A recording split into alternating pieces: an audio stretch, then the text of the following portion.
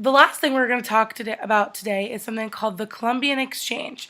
When the Spanish came to the Americas, they brought more than just people and cultures. They also brought a movement of plants, animals, and diseases between Europe and the Americas. So this movement was called the Columbian Exchange. So as you can see on your PowerPoint slide, they started having crops in Europe.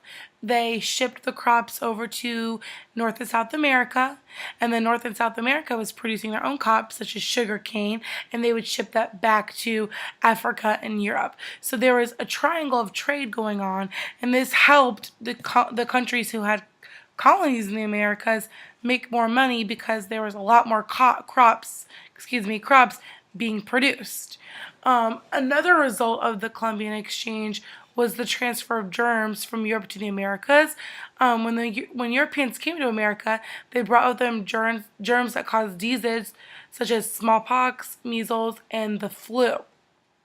And because Native Americans had never been exposed to these diseases before, many of them died.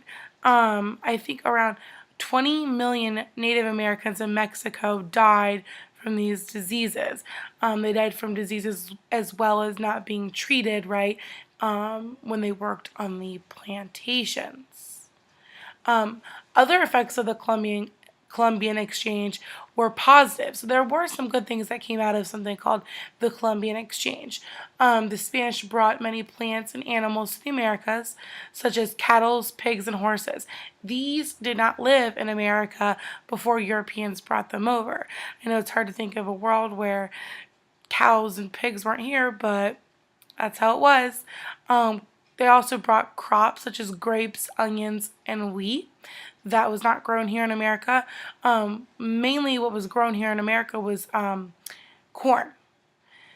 The Columbian Exchange also benefited Europe because when they all became involved in the exchanging of these goods, it helped feed a lot of really hungry European populations, because at this point in time, a lot of the people in Europe were going hungry because there was not enough food being produced.